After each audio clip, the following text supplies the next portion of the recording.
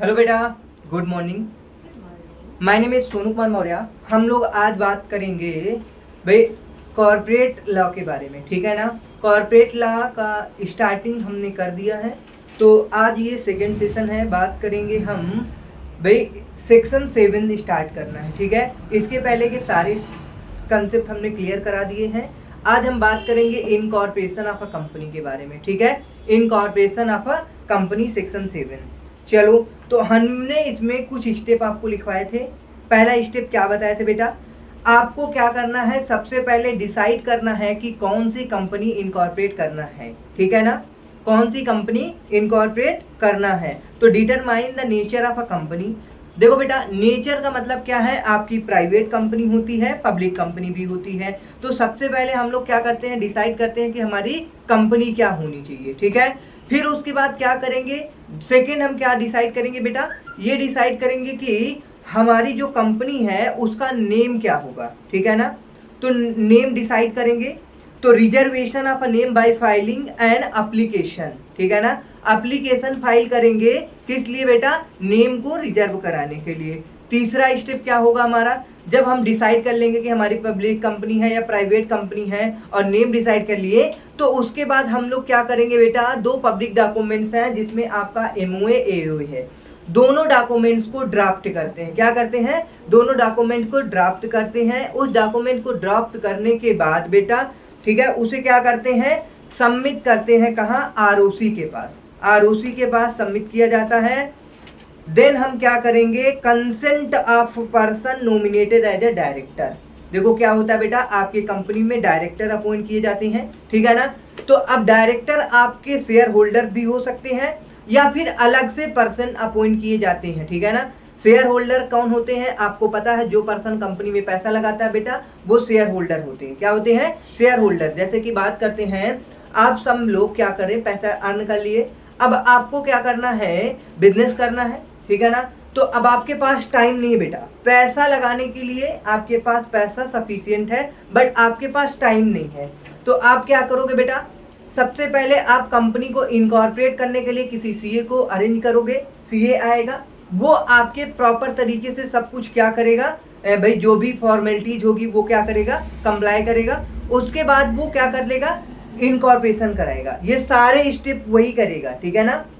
Okay, अब वो पूछेगा, अगर आपको डायरेक्टर बनना है, यदि आप एजुकेटेड हो, आपके पास क्या है, डायरेक्टर आइडेंटिफिकेशन नंबर है, ठीक है ना, एलिजिबिलिटी है डायरेक्टर बनने की, तो आप बन सकते हो। अदरवाइज आपको क्या करना पड़ेगा, you are a shareholder. आप सब लोग क्या हो, शेयर होल्डर हो। आप लोग डिसाइड करोगे कि किसे अपने कंपनी का क्या बनाना है, बोर्ड ऑफ डायरेक्टर्स बनाना है, ठीक है ना। तो उन्हें क्या करना पड़ेगा, उन कंसेंट लेना पड़ेगा उनसे, ठीक है, और अपने एमओए के अंदर मेंशन करना पड़ेगा, ठीक है। जब ये हो जाएगा बेटा सारा सब कुछ, जो सीए अपॉइंट किए रहोगे आप, जो आपकी कंपनी का इनकॉर्पोरेशन कराएगा, वो डिक्लेरेशन देगा। डिक्लेरेशन क्या क्या देगा, ये आगे हम बात करेंगे। वो सारे डॉक्यूमेंट चेक करेगा, डायरेक्टर के, सब्सक्राइबर के, सारा सब कुछ चेक करेगा, ठीक है। चेक करने के बाद वो क्या करेगा बेटा, बताओ, डिक्लेरेशन देगा। डिक्लेरेशन देगा, साइन करेगा कि ये सारी चीजें परफेक्ट है और उसे सबमिट कर दिया जाएगा, ठीक है। साथ में फीस जाएगी, ठीक है ना, ये डिक्लेरेशन के साथ साथ फीस जाएगी। जब आप ये सारा सब कुछ डॉक्यूमेंट्स कंप्लीट कर लोगे, आरओसी को सबमिट कर दोगे, तो आरओसी आपको क्या कर देगा, एक सर्टिफिकेट ऑफ इनकॉर्पोरेशन, मतलब कि आपकी कंपनी का सर्टिफिकेट रेडी कर देगा और आपको दे देगा, ठीक है ना। इनकॉर्पोरेशन ऑफ अ कंपनी का सर्टिफिकेट मिल जाएगा। और वो सर्टिफिकेट मिलने के बाद आपको क्या करना पड़ेगा, बताओ बेटा, आपका रजिस्टर्ड ऑफिस होगा एक, ठीक है। वो रजिस्टर्ड ऑफिस में सारे के सारे डॉक्यूमेंट्स वहां पे रिसीव भी किए जाते हैं। और क्या किए जाते हैं बेटा, वो रजिस्टर्ड ऑफिस से आप किसी को भी, ठीक है, डॉक्यूमेंट भेजना है तो आप वहां से भेज भी सकते हो। बताओ बेटा, समझ में आ गया। चलो, तो अब ये सारे क्या है, स्टेप्स हैं। तो अब हम लोग क्या करेंगे, एक एक स्टेप की बात करेंगे। सबसे पहले क्या होता है बेटा, section 7 of the act provides for the procedure to followed for incorporation of a company. The steps involve in the process of incorporation are enumerated in figure below. हमने अभी जो सारे स्टेप बताए वो सारे स्टेप से आपको क्या करना पड़ेगा, कंपनी को इनकॉर्पोरेट करना पड़ेगा। ठीक है, चलो आगे क्या देखो दे रखा है बेटा, कह रहा है filing of a document and information with the registrar. ठीक है ना, सब सेक्शन 1, सेक्शन 7 और सब सेक्शन 1 में क्या कहता है, आपको सारी इंफॉर्मेशन कहाँ पे, मतलब कि डॉक्यूमेंट्स जो भी है वो कहाँ पे फाइल करना होगा, आरओसी के पास फाइल करना होगा। ठीक है, चलो तो an application for registration of a company shall be filed with the registrar with in whose jurisdictions. अब देखो बेटा, हुज ज्यूरिडिक्शन का मतलब क्या होता है, हर एक स्टेट का अपना एक आरओसी होता है बेटा। ठीक है ना, और अगर आपका स्टेट बड़ा है तो एक से ज्यादा आरओसी हो सकता है। ठीक है, एक से ज्यादा आरओसी हो सकती हैं।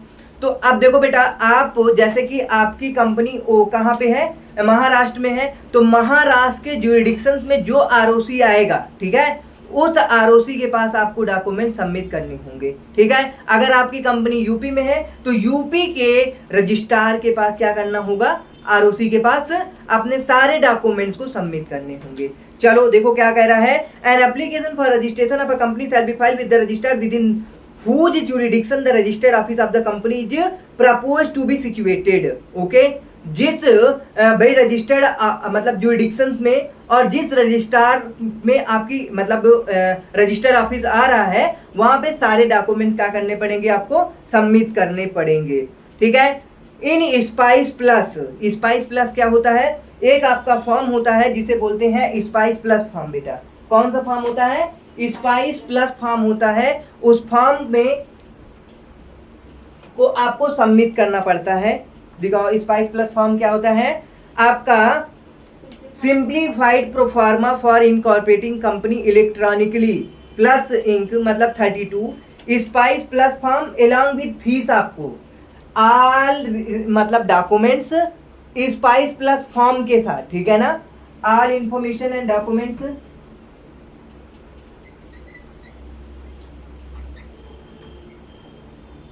किसके साथ बेटा, स्पाइस फॉर्म के साथ। एक आपका स्पाइस फॉर्म है SPICE प्लस, और इसके साथ में आपको क्या देना पड़ेगा, फीस देना पड़ेगा बेटा, विद फीस। ये सारा सब कुछ कहां पे जमा करना पड़ेगा, आरओसी के पास जमा करना पड़ेगा। ठीक है, चलो कह रहा है as provided under the companies rule 2014 compiled by the following documents and information. अब कौन कौन से डॉक्यूमेंट्स होंगे, कौन कौन सी इंफॉर्मेशन होगा जिसको आपको क्या करना पड़ेगा, आरओसी के पास साइन करना पड़ेगा, मतलब सबमिट करना पड़ेगा। The duly signed memorandum and association and article of association. हमने अभी बताया था बेटा, आपके दो डॉक्यूमेंट्स होते हैं, कौन कौन से, एमओए डॉक्यूमेंट्स होता है और एओए डॉक्यूमेंट्स होता है। इन दोनों डॉक्यूमेंट्स को क्या करना होगा बेटा, भाई साइन कराना पड़ेगा। ये जो हम ऑल डॉक्यूमेंट की बात किया है ना बेटा, यही वो डॉक्यूमेंट्स होंगे। ठीक है ना, ये सारे documents all relevant documents spice plus form के साथ फीस के अलॉन्ग विद फीस के साथ आपको कहाँ सबमिट करना पड़ेगा, आरओसी के पास सबमिट करना पड़ेगा। और ये एमओए एओए क्या होंगे, साइन होने चाहिए। ठीक है ना, चलो आगे देखो बेटा, अब एमओए एओए जो होंगे उनके भी क्या होंगे, अपने फॉर्म नंबर होंगे। ठीक है ना, तो MOA form number 33, AOA form number 34 होगा। ये 33 होगा बेटा, ये आपका 34 होगा। आप जानते हो बेटा, जब आप कभी भी कोई भी डॉक्यूमेंट बनवाने जाते हो तो आपको क्या जरूरत पड़ती है, हाँ, तो अब देखो बेटा, आप क्या करते हो, कोई भी डॉक्यूमेंट्स आप अगर बनवाने जाते हो, जैसे कि आपके आधार कार्ड हो गया, पैन कार्ड हो गया, ठीक है ना, तो उसके लिए एक स्पेसिफाइड पार्टिकुलर फॉर्म होता है कि नहीं होता है, बताओ बेटा, होता है। तो उस फॉर्म को आपको क्या करना पड़ता है, फिल करके जमा करना पड़ता है विद अटैच्ड और नेसेसरी डॉक्यूमेंट। ठीक है ना, अगर आपको सपोज आधार कार्ड बनवाना होता है तो उस आधार कार्ड के लिए एक फॉर्म होगा, उसे फिलअप करना पड़ेगा और उसके साथ कुछ मतलब कि इम्पोर्टेंट डॉक्यूमेंट अटैच करने पड़ते हैं ना। तो अब आपको ऐसे ही क्या करना पड़ेगा, जब कंपनी इनकॉर्पोरेट करोगे बेटा तो आपको डॉक्यूमेंट्स होंगे, डॉक्यूमेंट्स में आपका एमओए होगा, जो एमओए होगा उसको हम क्या बोलते हैं, उस फॉर्म नंबर को क्या बोलते हैं, एमओए इन फॉर्म नंबर INC3। क्या होता है बेटा, INC33, और ये INC क्या होगा, 34 होगा। बताओ बेटा समझ में आया कि नहीं आया। ये सारे डॉक्यूमेंट्स को आपको क्या करना पड़ेगा, अब ये कौन साइन करेगा, आपके जो सब्सक्राइबर होंगे, जो कंपनी को इनकॉर्पोरेट करते हैं बेटा स्टार्टिंग में, उन्हें हम क्या बोलते हैं, सब्सक्राइबर। जैसे कि आप 4-5 फ्रेंड हो, ठीक है ना, आप 4-5 लोग क्या करो भाई, कंपनी इनकॉर्पोरेट करना चाहते हो, ठीक है ना, आप लोग क्या करोगे भाई, कंपनी इनकॉर्पोरेट करने के लिए सारे डॉक्यूमेंट्स कलेक्ट करोगे। तो अब आप क्या बन जाओगे, सब्सक्राइबर बन जाओगे। क्या बन जाओगे, सब्सक्राइबर बन जाओगे। तो एमओए एओए के अंदर आप लोगों को साइन करना पड़ेगा, ठीक है ना। तो देखो क्या कह रहा है, a company so furnished shall be duly signed by all the subscriber to the memorandum in the manner prescribed by rule 30 of the companies incorporated rule 2014 as stated below. चलो अब आपको क्या देखना है, एक एक सबसे पहले डॉक्यूमेंट में क्या क्या होना चाहिए। ईच सब्सक्राइबर शैल ऐड हिज नेम, मतलब कि आपका नाम क्या बेटा, कशिश, ठीक है। तो आप जैसे कि कंपनी आप 4-5 लोग क्या कर रहे हो, इनकॉर्पोरेट करना चाहते हो, ठीक है ना। तो अब आपको क्या करना होगा, अपनी पूरी डिटेल देनी पड़ेगी, ठीक है ना। नेम बताना पड़ेगा, एड्रेस बताना पड़ेगा, ध्यान से सुनो क्या क्या, आपका नेम, एड्रेस, ऑक्यूपेशन, आप कहाँ तक पढ़े हो, if any in the presence of at least one witness, और साथ में एक विटनेस जाएगा बेटा, who shall attest the signature shall sign and add his name, address, description and occupation if any. Okay बेटा समझ में आया। सब्सक्राइबर का नेम, एड्रेस, ठीक है, और उसकी ऑक्यूपेशन, ये सारी सब कुछ क्या करना पड़ेगा आपको, बताओ, बताना पड़ेगा, ठीक है। और साथ में वन विटनेस जाएगा, ठीक है ना, जो आपके भाई अटेस्ट करना पड़ेगा, the signature shall sign and add his name, address and description and occupation if any, मतलब आपके नेम एड्रेस के साथ उसका भी सारा सब कुछ अटैच करके सबमिट करना पड़ेगा, ठीक है। चलो तो सब्सक्राइबर का हो गया, ये क्या क्या इंफॉर्मेशन होगी। उसके बाद सब्सक्राइबर का और क्या जाएगा, जैसे कि सब्सक्राइबर आपका पढ़ा लिखा नहीं है, क्या नहीं है, मतलब इलिटरेट है, तो वो भाई अब उसके केस में क्या होगा बेटा, वो साइन तो कर नहीं सकता, तो उसका थंब इम्प्रेशन जाएगा। क्या जाएगा, thumb impression, or mark which shall be described as such by the person writing for him, who shall place the name of the subscriber against or below the mark and authenticate by it by him own signature, and he shall also write against the name of the subscriber the number of shares taken by him। मतलब कि जो आपका form होगा बेटा, जहां पे आपको sign करना होगा, वहां पे थंब इम्प्रेशन लगाने का भी प्लेस दिया रहेगा। तो वहां पे चाहे तो अपनी सिग्नेचर करो, नाम लिख दो, या फिर आप थंब लगा दो। उसके बाद आपको ये बताने होंगे कि आप कितने नंबर आप शेयर होल्ड कर रखे हो, यू आर अ सब्सक्राइबर, आपने कंपनी के कितने शेयर होल्ड कर रखे हो, तो ये सारा सब कुछ आपको बताना पड़ेगा। अब नंबर ऑफ शेयर्स अगर है तो नंबर ऑफ शेयर्स बताने पड़ेंगे। यदि आपकी कंपनी क्या है भाई, गारंटी कंपनी है, तो कितने % के लिए आपने गारंटी दिया है, ये सारा सब कुछ आपको डिस्क्लोज करना पड़ेगा। उसके बाद आपको क्या करना है, वेयर द सब्सक्राइबर, ये तो इंडिविजुअल की बात है बेटा, देखो ध्यान से सुनो। अभी हमने बात किया था कि आपकी कंपनी को इनकॉर्पोरेट करने के लिए आपके फ्रेंड सर्कल में जितने भी हैं, सारे फ्रेंड्स हैं। अब कोई कंपनी भी आ सकती है, जैसे कि ये आप एक क्या कंपनी है, सपोज हम ले लेते हैं बेटा, आपकी कंपनी है ABC लिमिटेड है, ठीक है, ये ABC लिमिटेड है, इसको इनकॉर्पोरेट करने के लिए आपके केवल इंडिविजुअल पार्टनर्स हैं, ठीक है। तो कोई दिक्कत नहीं, जो अभी हमने बताया वो सारा सब कुछ आप प्रोवाइड करोगे एज ए सब्सक्राइबर। क्या, एज ए सब्सक्राइबर। यदि आपकी कंपनी का कोई मेंबर बन रहा है, कंपनी का मेंबर भी कंपनी बन सकता है, ठीक है ना। तो अब इस केस में क्या क्या इंफॉर्मेशन प्रोवाइड करना पड़ेगा बेटा, जो कंपनी आपकी कंपनी का क्या बन रहा है, मेंबर बन रहा है, तो उसकी भी डिटेल्स देना पड़ेगा। समझ में आया। चलो देखो ये लिखा हुआ है, कह रहा है कि where subscriber is a body corporate. Body corporate का मतलब है क्या क्या होता है, समझो, बताओ। बॉडी कॉर्पोरेट का मतलब क्या होता है बेटा, बताओ। चलो हाँ ठीक है, ओके सही बताया बेटा। तो आपने जो बताया है कि कंपनी आपकी बॉडी कॉर्पोरेट हो सकती है, एलएलपी आपकी बॉडी कॉर्पोरेट हो सकती है, ठीक है। कंपनी इनकॉर्पोरेटेड आउटसाइड इंडिया वो भी बॉडी कॉर्पोरेट हो सकती है, एलएलपी इनकॉर्पोरेटेड आउटसाइड इंडिया ये भी बॉडी कॉर्पोरेट हो सकती है, ठीक है ना।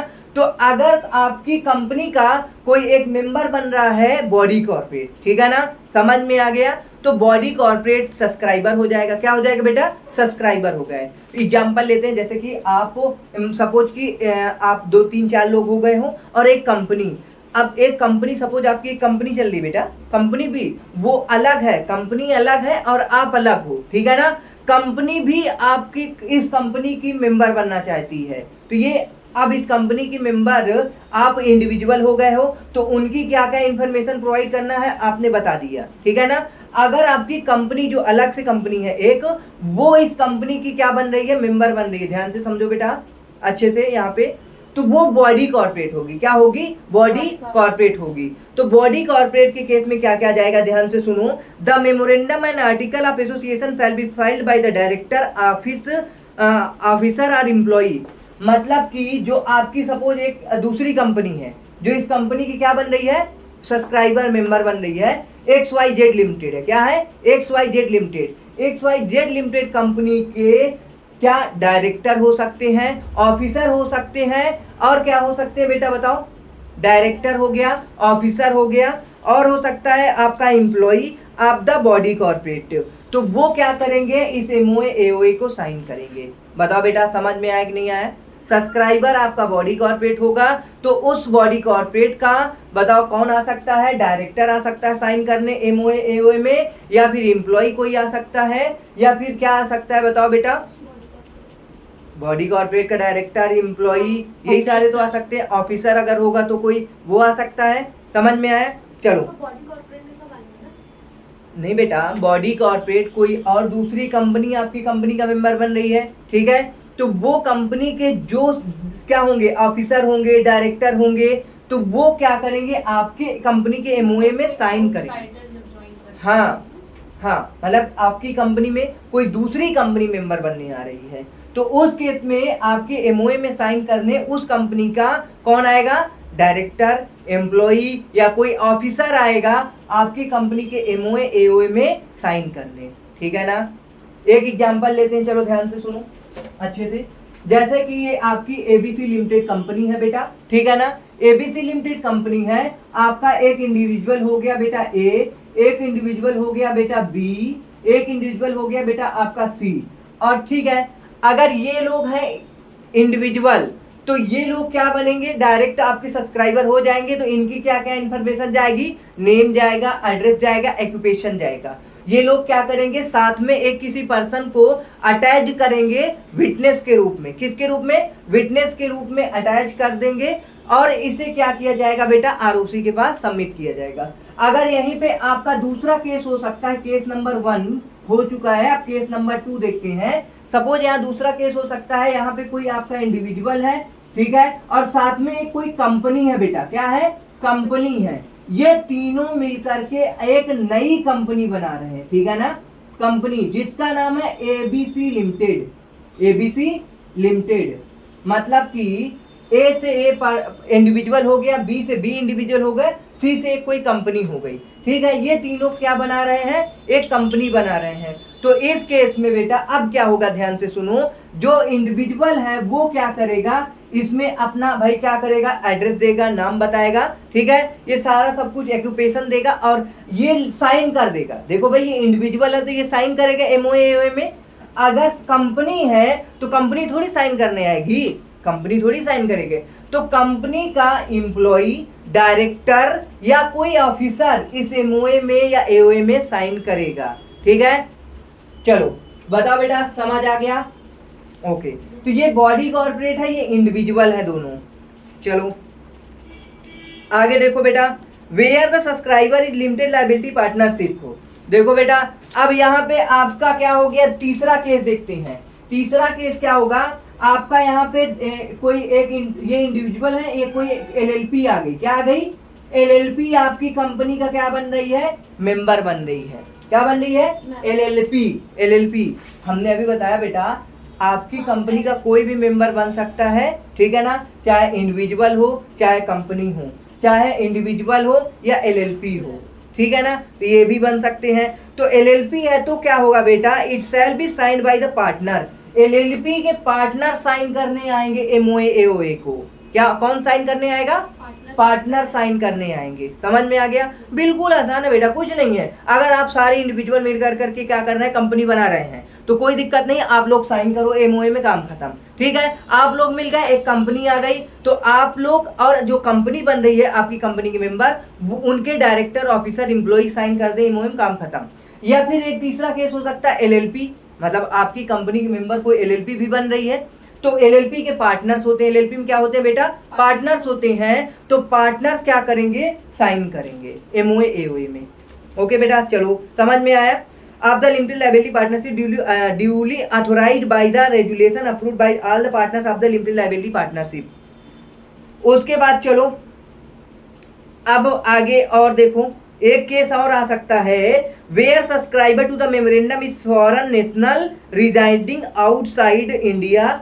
अब देखो बेटा, एक केस और बन सकता है, सपोज आपकी कंपनी का कोई फॉरेन बंदा है, क्या है, फॉरेन बंदा है, फॉरेन बन रहा है मेंबर, ठीक है ना। अलग अलग केस है बेटा, और कुछ नहीं है। आप एक कंपनी हो सकती है, यहीं के बंदे हैं, सारे इंडिविजुअल मिल करके बना सकते हैं, दो इंडिविजुअल एक कंपनी मिल करके कंपनी बना सकती है, दो इंडिविजुअल एक एलएलपी मिल करके कंपनी बना सकती है, दो इंडिया के बंदे एक फॉरेन का बंदा कोई हो सकता है, वो भी बना सकता है। तो उसके केस में क्या होगा बेटा, वो फॉरेन का जो बंदा होगा वो क्या होगा, सब्सक्राइबर होगा आपकी कंपनी का, क्या होगा बेटा, सब्सक्राइबर होगा। तो ध्यान से सुनो, where subscriber to the memorandum is a foreign national residing outside India, his signature and address on the memorandum and article of association and proof of identity shall be notarized by notary public। अब ध्यान से सुनो, suppose एक case आता है बेटा, जिस case में आपके कंपनी में आपका फ्रेंड है, ये दोनों इंडिया के हैं, ठीक है ना, ये इंडिया के हैं, और ये आपका एक फ्रेंड है जो कि फॉरेन का है। कहाँ का है, फॉरेन का है। तो अब ये आपकी कंपनी का क्या बन रहा है, मेंबर बन रहा है। तो उस केस में क्या आएगा बेटा, आपका तो सारा सब कुछ क्या क्या जाएगा हमने बता ही दिया है। अब फॉरेन वाले बंदे का क्या क्या जाएगा, मतलब कि फॉरेन एमओए में वो क्या करेगा, साइन करेगा, foreign national residing outside India, वो क्या करेगा, his signature and address provide करेगा। क्या करेगा, सिग्नेचर प्रोवाइड करेगा और एड्रेस प्रोवाइड करेगा on the memorandum and article of association and proof of identity। क्या बताएगा, प्रूफ ऑफ आइडेंटिटी, कि भाई आप फॉरेन के हो, जरूरी थोड़ी हम कहाँ आपको ढूंढेंगे। तो इस केस में प्रूफ ऑफ आइडेंटिटी लगती है, वो किसके द्वारा, shall be notarilised by notarised by notary public होता है। क्या होता है, एक आपका नोटरी पब्लिक होता है, उस नोटरी पब्लिक के द्वारा इसे क्या किया जाएगा, बताओ, नोटिफाई किया जाएगा। मतलब कि एक प्रकार से वेरिफिकेशन बोल सकते हो, ठीक है ना, प्रॉपर तरीके से। चलो विद अ सर्टिफिकेट, और वो नोटरी पब्लिक क्या करेगा, अगर सर्टिफाई कर देता है कि ये आपका जो बंदा है बिल्कुल नीट एंड क्लीन है, ये किसी भी प्रकार का आपकी कंपनी के साथ फ्रॉड नहीं करेगा, मतलब कि अब वो भाई फॉरेन का है, पता नहीं कहाँ चला जाए, ठीक है ना। तो इस केस में इसकी प्रूफ सर्टिफाइड क्या कौन प्रोवाइड करेगा, नोटरी पब्लिक प्रोवाइड करेगी। चलो आगे देखो, कह रहा है further if such person residing in a country outside the Commonwealth or which is not a party to the Hague apostille convention 1961 the certificate of the notary public shall be authenticated by the diplomatic or consular officer. मतलब कि देखो बेटा, आपका diplomatic and counsellor officer होगा, वो पूरी तरह से इसे वेरीफाई करेगा, तब ये जा करके क्या कर सकता है, इस कंपनी का मेंबर बन सकता है, ठीक है। अदरवाइज क्या हो सकता है, फ्रॉड हो सकते हैं। तो इसके लिए बहुत सारी चीजें वेरिफिकेशन करने की जरूरत पड़ती है। चलो अब एक तीसरा आप लास्ट एफ केस बनता है, हमने कई केसेस बता दिए, ABCDEF। ए में क्या है, अगर कोई इंडिविजुअल है, ठीक है। बी में कोई इंडिविजुअल है जो कि पढ़ा लिखा नहीं है, इलिटरेट पर्सन है। सी में हमने बताया बेटा कोई बॉडी कॉर्पोरेट कोई भी हो सकता है, ठीक है ना, आपकी कंपनी का कोई एक कंपनी बन रहा है। उसके बाद डी में हमने बताया कोई LLP बन सकता है, ठीक है, LLP। डी के बाद हमने ई में बताया बेटा कोई फॉरेन बंदा आपका क्या बन रहा है, कंपनी का मेंबर बन रहा है। अब आता है एफ बेटा, एफ में क्या है, where subscriber to the memorandum is a foreign national residing outside India and visited in India and intended to incorporate a company. मतलब कि कोई एक फॉरेन का बंदा है, वो इंडिया में विजिट करता है, ठीक है, और वो इंडिया में रहने लगता है, ठीक है ना। अब वो क्या कर रहा है, इंडिया में कंपनी इनकॉर्पोरेट कर रहा है, क्या कर रहा है, कंपनी इनकॉर्पोरेट कर रहा है। In such case the incorporation shall be allowed if he is having a valid business visa. बताओ बेटा उसको कब अलाउ होगा इनकॉर्पोरेशन के लिए, जब उसके पास वैलिड वीजा होगा। क्या होगा, वैलिड वीजा होगा, ठीक है ना। तो वैलिड वीजा के केस में ही उसको क्या होगा, इनकॉर्पोरेशन के लिए अलाउ होगा, अदरवाइज नहीं वो कर सकता। In case of a person is of Indian origin or overseas citizen of India, requirement of business visa shall not be applicable. यदि वो इंडिया का सिटीजन है बेटा, इंडियन सिटीजन का मतलब होता है पैदा इंडिया में हुआ हो, क्या हुआ हो, इंडिया में पैदा हुआ, तो इस केस में इसको वीजा की जरूरत नहीं पड़ेगी। देखो बेटा ये इतना लेंदी जो दे रखा है नहीं है कुछ, ठीक है ना। आप समझ सकते हो बेटा कि आप लोग कंपनी बना रहे हो तो आपके अकॉर्डिंग दिया जाएगा। अगर आपके साथ कोई कंपनी आ गई तो कंपनी के अकॉर्डिंग करना पड़ेगा सारा सब कुछ, ठीक है ना। एलएलपी आ गई तो एलएलपी के अकॉर्डिंग करना पड़ेगा। फॉरेन का बंदा आ गया तो उसके अकॉर्डिंग करना पड़ेगा। फॉरेन का बंदा नहीं है, फॉरेन का था, इंडिया में आ गया और वो अब इनकॉर्पोरेट करना चाहता है तो उसे बिजनेस लगे, मतलब कि वीजा लगेगा। क्या लगेगा, वीजा लगेगा। तो अगर वो इंडिया का सिटीजन है तो वीजा की जरूरत नहीं पड़ेगी। बस सब्सक्राइबर की सारी इंफॉर्मेशन हो गई। ओके चलो, तो अब क्या आएगा, declaration of a compliances by a professional director manager and company secretary of the company. चलो देखो बेटा ये सारी इंफॉर्मेशन हो गई, ठीक है ना, एमओए के अंदर जो प्रोवाइड करनी थी सब्सक्राइबर के द्वारा। अब क्या आएगा, डिक्लेरेशन देना पड़ेगा। अब डिक्लेरेशन कौन देता है बताओ बेटा, बताओ जल्दी, डिक्लेरेशन कौन देता है, वो देता है सीए। हाँ बेटा, जो आपकी कंपनी को इनकॉर्पोरेट कराता है वो डिक्लेरेशन देता है। हमने अभी बताया था पहले स्टेप में कंपनी डिसाइड करोगे, उसका नेम डिसाइड करोगे, फिर क्या करोगे, एमओए ड्राफ्ट करोगे, ड्राफ्ट करने के बाद उसे साइन करके आरओसी के पास सबमिट करोगे। फिर क्या होगा बेटा, डायरेक्टर चूज करोगे। फिर नेक्स्ट स्टेप क्या करोगे, आप डिक्लेरेशन लोगे, ठीक है ना। डिक्लेरेशन ये लिया जाएगा, ये जो सारे बंदे कंपनी इनकॉर्पोरेट कर रहे हैं ये सारी अपनी इंफॉर्मेशन करेक्ट प्रोवाइड किए हैं या नहीं, इसलिए डिक्लेरेशन लिया जाता है, ठीक है ना। तो जो आपकी कंपनी को इनकॉर्पोरेट कराएगा बेटा उससे डिक्लेरेशन लिया जाता है। वो आपका कौन हो सकता है, सीए भी हो सकता है, सीएस भी हो सकता है, एडवोकेट हो सकता है। ये सारे के सारे प्रोफेशनल्स हैं जो प्रोवाइड करते हैं आपको सर्विस एज, मतलब कि जब आप कंपनी इनकॉर्पोरेट करते हो तो उसमें हेल्प करते हैं, ठीक है ना। ओके बेटा चलो, तो आगे देखो इसमें क्या दे रखा है, अब हम लोग पढ़ेंगे क्या दे रखा है। A declaration shall all the requirement of this act and the rules made thereunder in respect of registration and matters president or incidental thereto have been compiled with shall be filed in form number INC 8। अब देखो बेटा आपका एक declaration का form number होता है, कौन सा नंबर होता है, INC 8। INC का फुल फॉर्म क्या होता है, इनकॉर्पोरेशन फॉर्म नंबर 8 इसे बोलेंगे। क्या करेंगे, इनकॉर्पोरेशन फॉर्म नंबर 8। इसमें क्या होता है बेटा, डिक्लेरेशन क्या दिया जाता है, डिक्लेरेशन दिया जाता है किसके द्वारा, कोई भी सीए जो भी है, चलो प्रोफेशनल के द्वारा। तो वो कौन हो सकता है, बाई एन एडवोकेट हो सकता है, चार्टर्ड अकाउंटेंट भी हो सकते हैं, ठीक है, कॉस्ट अकाउंटेंट हो सकते हैं, कंपनी का आपका सेक्रेटरी हो सकता है, सीएस हो सकता है। इन प्रैक्टिस अगर सीएस है बेटा तो वो इन प्रैक्टिस में होना चाहिए, आप सीएस की डिग्री अचीव कर लें उसके बाद ये सारे के सारे आपके पास राइट्स आ जाए, तो ऐसा नहीं है, आप इन प्रैक्टिस में होने चाहिए। In formation of a company and a person named in the articles as a director, manager, secretary of the company, या फिर वो पर्सन जिसका नाम आर्टिकल मतलब एज ए डायरेक्टर लिखा है, ठीक है ना, मैनेजर या सेक्रेटरी ऑफ द फर्स्ट मतलब कंपनी। ओके बेटा समझ में आया कि नहीं आया, तो ये डिक्लेरेशन दिया जाता है। उसके आगे देखो हम क्या बात करेंगे, declaration by subscriber to the memorandum and person named as a first director. देखो हमने बताया था अभी स्टेप जब सारे लिखाए थे, सारे स्टेप में हमने बताया था कि कौन आपकी कंपनी का डायरेक्टर बनना चाहता है उसका भी डिक्लेरेशन प्रोवाइड करना पड़ेगा, ठीक है ना।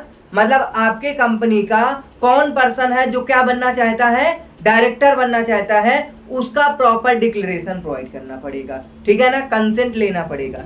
चलो देखो क्या है बेटा, declaration by subscriber to memorandum, मतलब कि subscriber and person named as a first director, इनसे डिक्लेरेशन लेना पड़ेगा। जो आपका सब्सक्राइबर होगा उनसे, और जो पर्सन आपका फर्स्ट डायरेक्टर बनना चाहता है, ठीक है, उनसे डिक्लेरेशन लेना पड़ेगा। क्या डिक्लेरेशन लेंगे, देखो चलो कह रहा है a declaration in form number INC 9। देखो बेटा अभी जो डिक्लेरेशन एक प्रोफेशनल के द्वारा लेते थे उसके लिए कौन सा फॉर्म लगता था, INC 8 फॉर्म लगता था। अब डिक्लेरेशन हम किससे ले रहे हैं, सब्सक्राइबर या फिर फर्स्ट डायरेक्टर से, तो उसको कौन सा फॉर्म लगेगा, INC 9 फॉर्म लगेगा, ठीक है ना। चलो क्या क्या आएगा उसमें बेटा, declaration in form number INC 9 from each of the subscriber to the memorandum and from person named as a first director, मतलब कि हर एक सब्सक्राइबर के द्वारा, ठीक है ना, आपका डिक्लेरेशन आएगा, एंड साथ में जो आपकी कंपनी का फर्स्ट डायरेक्टर बन रहा है उसका डिक्लेरेशन आएगा इन द आर्टिकल्स। देखो बेटा जो आपका आर्टिकल ऑफ एसोसिएशन होता है उसमें लिखा जाता है कि आपकी कंपनी का फर्स्ट डायरेक्टर कौन बनता है, क्योंकि डायरेक्टर चेंज होते रहते हैं, इसीलिए फर्स्ट डायरेक्टर बेटा, क्या, फर्स्ट डायरेक्टर, ठीक है। चलो starting that all the documents filed with the registrar for registration of the company contain information that is correct and complete and true to the best of his knowledge and belief। मतलब ये क्यों declaration लिया जाता है बेटा, इसलिए लिया जाता है कि जो सारे डॉक्यूमेंट्स आरओसी को फाइल किए जा रहे हैं ये ट्रू एंड फेयर है या नहीं है, आपसे ज्यादा कोई नहीं जान सकता। आप कंपनी के सब्सक्राइबर हो बेटा, क्या हो, आप कंपनी के सब्सक्राइबर हो, डायरेक्टर हो, आपसे ज्यादा कौन जान सकता है, कोई नहीं ना। तो आपसे ही डिक्लेरेशन लेना ज्यादा अच्छा रहेगा, बताओ समझ में आया। तो ये आपका स्टेप कौन सा है, declaration by subscriber and first director, ठीक है। चलो तो अब देखो ये क्या डिक्लेरेशन में देखा जाएगा, पहले सुनो, कह रहा है he is not convicted of any offence in connection with the promotion formation और मैनेजमेंट ऑफ कंपनी। मतलब कि अगर जो आपका पर्सन है किसी भी प्रकार से ऑफेंस में नहीं होना चाहिए, किस प्रकार के ऑफेंस में, कंपनी के प्रमोशन फॉर्मेशन और मैनेजमेंट ऑफ एनी कंपनी, ठीक है।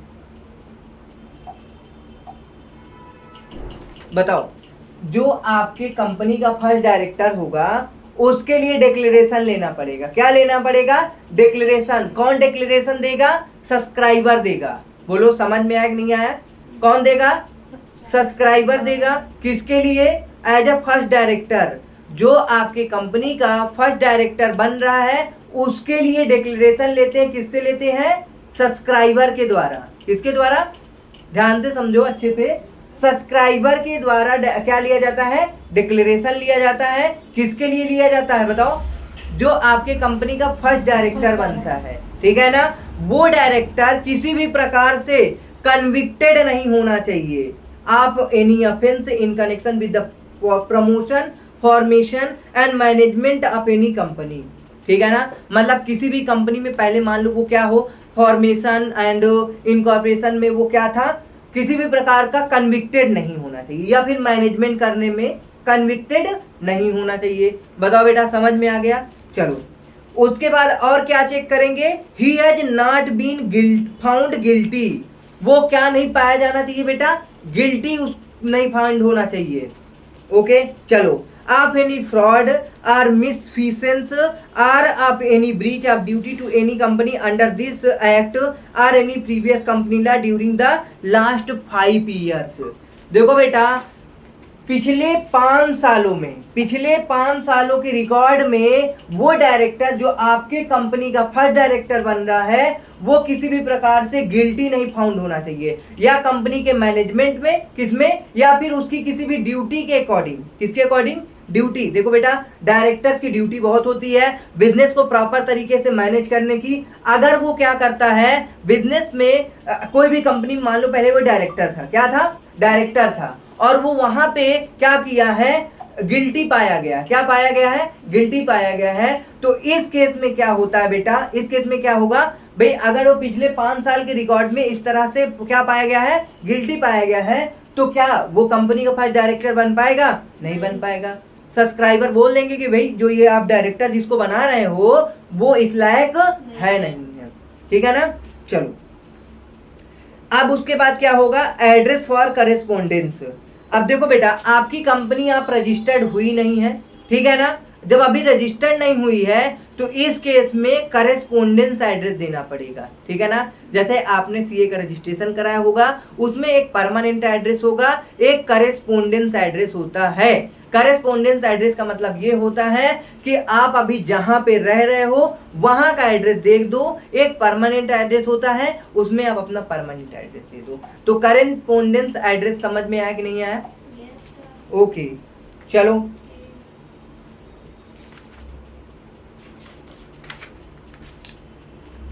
देखो क्या कह रहा है, the address for a correspondence till it registered office is established. मतलब जब तक आपका रजिस्टर्ड ऑफिस इस्टेब्लिश नहीं हो जाता बेटा तब तक आपको क्या करना पड़ेगा, करेस्पोंडेंस एड्रेस देना पड़ेगा, ठीक है। बोला बेटा क्या बताए, समझ में आया, ध्यान नहीं है ना, चलो ध्यान दो, अब मत इधर उधर फोन में मत ध्यान दो, ओके चलो। एड्रेस जब तक आपकी कंपनी इनकॉर्पोरेट ना हो जाए, क्या ना हो जाए, इनकॉर्पोरेट ना हो जाए बेटा, तब तक आपको करेस्पोंडेंस एड्रेस देना पड़ेगा। क्या देना पड़ेगा, करेस्पोंडेंस एड्रेस देना पड़ेगा। अब जैसे कि ध्यान से सुन लो, इधर एग्जांपल एक दे रहे हैं, हमने अभी एग्जांपल भी दिया था। क्या एग्जांपल दिए थे, जब आप सीए का रजिस्ट्रेशन कराते हैं, जब आपका फीस लगा होगा इंटरमीडिएट में रजिस्ट्रेशन कराने का 18,000 19,000 रुपए, तो उसमें आपका डिटेल्स मांगता है, क्या मांगता है, एड्रेस।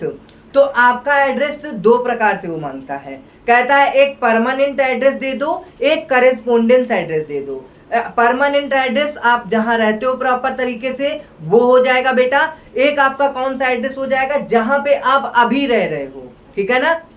जैसे मान लो बेटा तुम आप बनारस से हो, ठीक है ना, बाहर से हो, तो आपका वो परमानेंट एड्रेस हो गया, और यहाँ जो अभी रह रही हो ये करेस्पोंडेंस एड्रेस हो गया। इस एड्रेस को दोगे तो सारे डॉक्यूमेंट्स आपके पास आएंगे। बहुत भला समझ में आया। जब आपकी कंपनी इनकॉर्पोरेट हो जाएगी बेटा, मतलब कि ये करेस्पोंडेंस एड्रेस कब तक के लिए देना है बताओ, जब तक आपकी कंपनी रजिस्टर्ड ना हो जाए, इनकॉर्पोरेट ना हो जाए।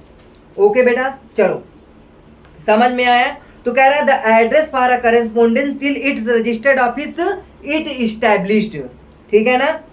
चलो तो अब ये particulars of the person named as a first director हम लोग नेक्स्ट सेशन में करेंगे, ठीक है ना। मतलब कि particulars of a person named as a first director, जब आपकी कंपनी का फर्स्ट डायरेक्टर बनेगा जो बेटा, उससे रिलेटेड क्या क्या एड्रेस बताना पड़ेगा। मतलब पार्टिकुलर्स का मतलब उसका नेम, उसका सरनेम, उसका क्या एड्रेस देना पड़ेगा, बहुत सारी डिटेल्स प्रोवाइड करनी पड़ेगी, उसका कॉन्टेक्ट नंबर, उसका पैन नंबर, ईमेल आईडी, बहुत सारी चीजें। तो ये आप घर में चाहो तो एक बार पढ़ लेना, अदरवाइज हम कल के सेशन में अच्छी तरह से एक्सप्लेन करेंगे, ठीक है।